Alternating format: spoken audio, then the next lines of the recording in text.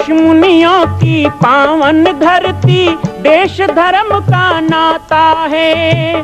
कहते सारे लोग यही हैं, गो हमारी माता है। जाग उठो ओ भारतवासी, जाग उठो ओ भारतवासी, गो पर छुरियां चलती हैं। बंद करो गो माँ की हत्या, सारी जनता कहती है। बंद करो गो माँ की हत्या, सारी जनता कहती है।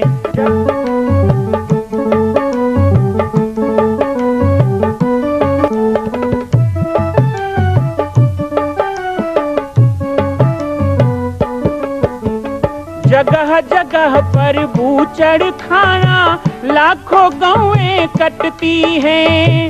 किसे सुनाए व्यथा हमारी, नैना नीर बहाती हैं। रक्षा करना गौ माता की, रक्षा करना गौ माता की, गीता ज्ञान सिखाती है। बंद करो गो माँ की हत्या, सारी जनता कहती है। बंद करो गो माँ की हत्या, सारी जनता कहती है।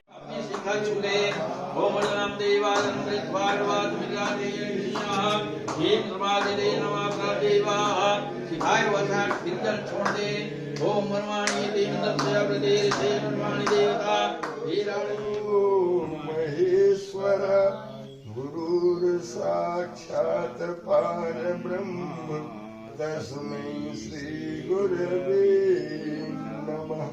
अखंड मंडल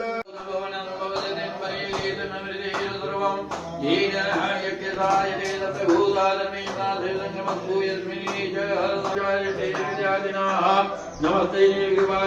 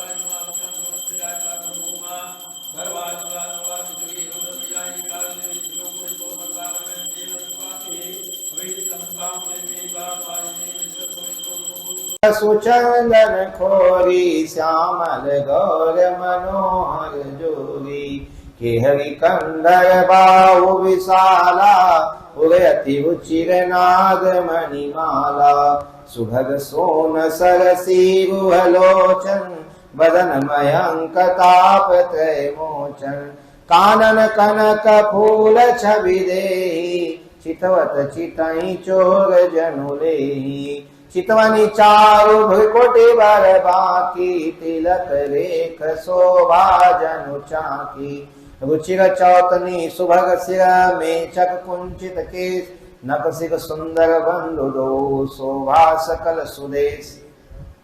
जनकपुर में भगवान राम पहुंचे हैं। ये प्रसंग बहुत ही प्यारा है, रामचरितमानस के सार गर्भित प्रसंगों में है सीताराम जी का मिलन।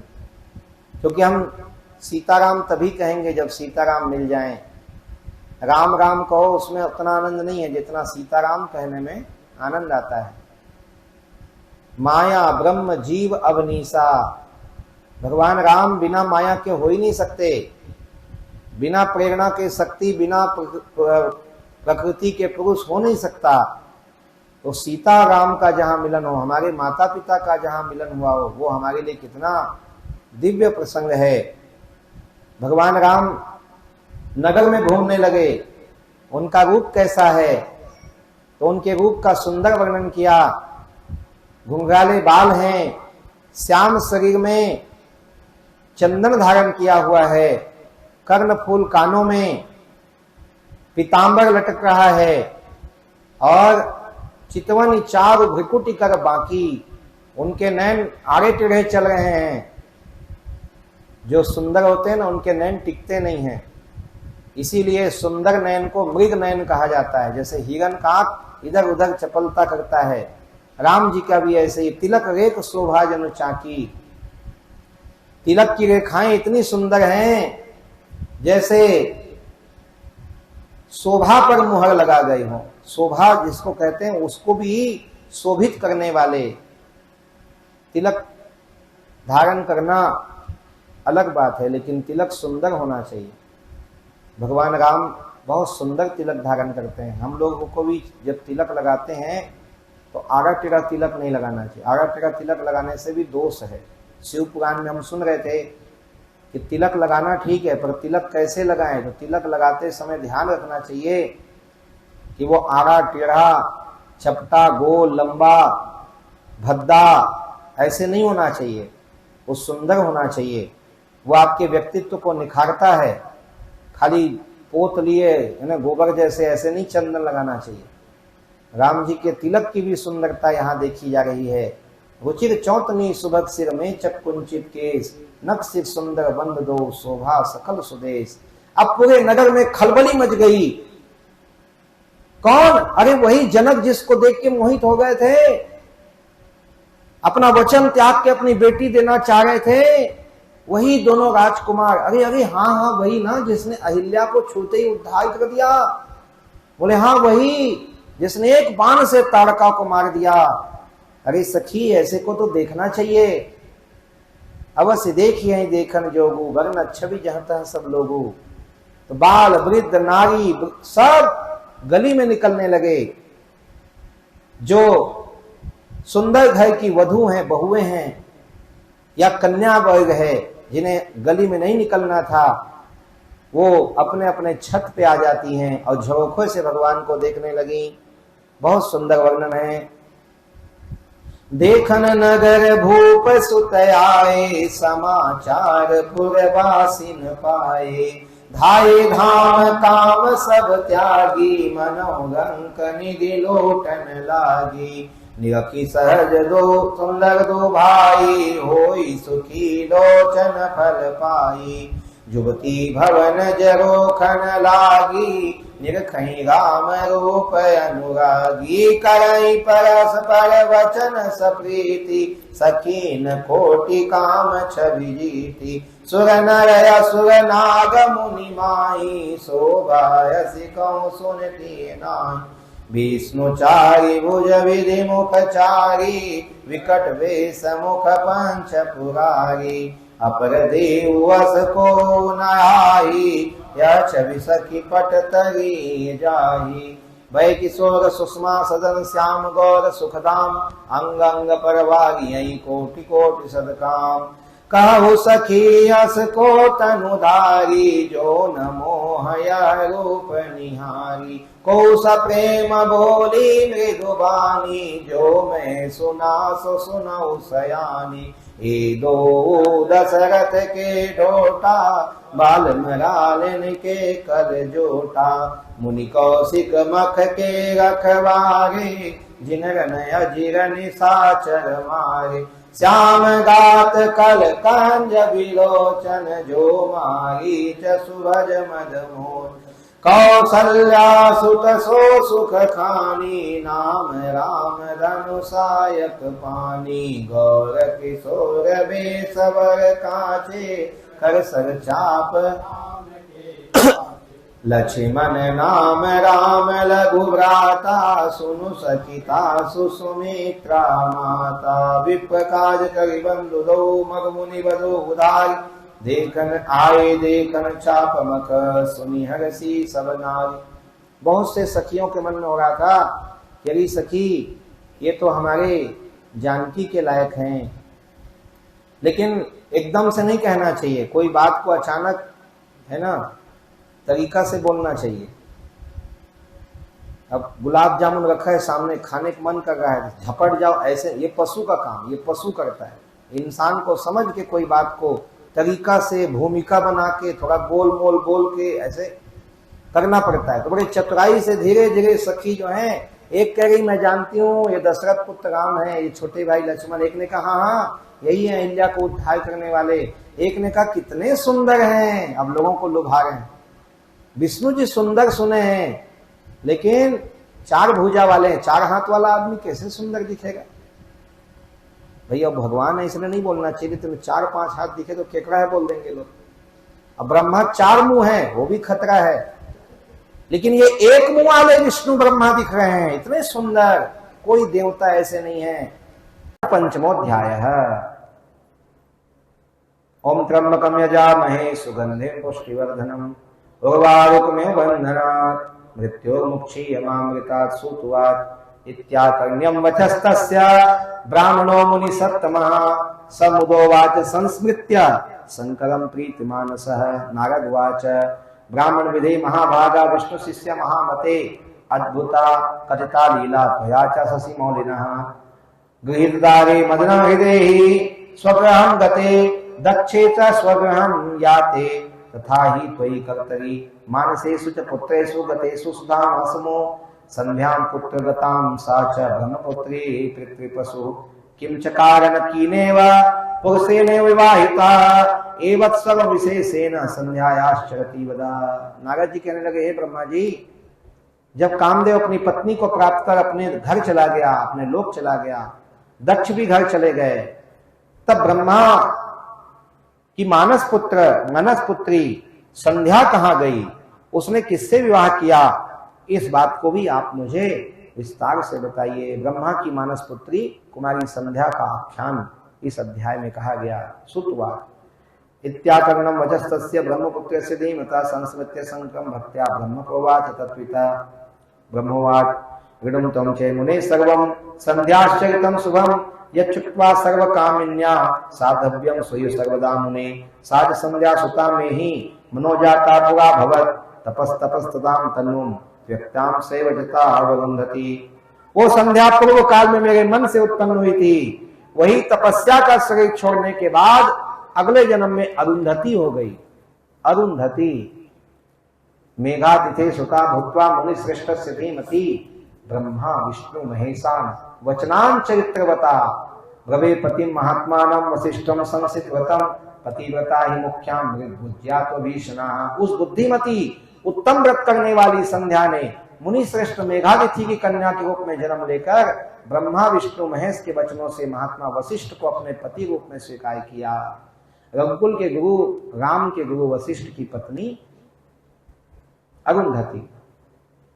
नारद जी बोले कथम तया तपस्तप्तम किमर्थम कुत्र संध्या कथम शरीरम सा त्वद्भावा भवेन्मिधा अतिथे सुता। नारद जी बोले हे ब्रह्मा, वो संध्या ने क्यों कहा, किस उद्देश्य से तप किया और शरीर त्याग करके मेघातिथि की कन्या कैसे हुई, इस कथा को भी आप मुझे बताएं। कथम वा विहितम देव ब्राह्मण विष्णु शिवे पतिम वशिष्ठम तो महात्मानं संभवे संसिद्धता एतन्मे सोस्यमानाय स्त्रेण पितामह कौतुलमगुंध्यान्त्याश्चरितं ब्रूहि तत्त्वतः ब्रह्मोवाच अहं स्वतनियां संध्यां दृष्ट्वां पुवमथात्मतः कामाया तु मनुष्कार्यं त्वत्तासिव भयाश्च च संध्याशीलतं चित्तं कामवान विलोडितं ऋषीणामपि संबुद्ध माना समाना महात्मनः भर्गस्य वचनं श्रुत्वा सोपहासं च मा प्रति आत्मनश्चिलित्वं तत्त्वं वै या मर्यादमृषीन् प्रतिः कामास्य तादृशं भावा मुनिमोहकरं मोह दृष्ट्वा संध्या स्वयं तत्रोपयामायाति दुःखिता ततस्तु गाना सत्ते मदने चैव मया मुने अन्त्यभूते मयि शिवे गतये चापि निजास्पदे आमरसवसमापन्ना सा संध्या मुनिसत्तमं मम पुत्रे विचार्येव तदा ध्यानपरा भवत् ध्यायन्ति क्षणमेवांशुं पूर्वं वृत्तं मनस्विनी इदं विमद्दृशे संध्यां तस्मिन् काले यथोचितं संध्योवाच उत्पन्न मात्रां मां दृष्ट्वा युवतीं मदनेरितः आकारसित सा नारोगे यमिघलाशम पितामह। यहाँ पर नारद जी ने जब पूछा तब ब्रह्मा जी कह रहे हैं पहले अपनी संध्या पुत्री को देखकर ब्रह्मा ही काम से आकृष्ट हो गए। उस समय मेरे प्रति कहे गए शिव जी के उपहास युक्त वचन को सुनकर लज्जापूर्ण मैं वहां से चला गया। संध्या भी दुखी हुई।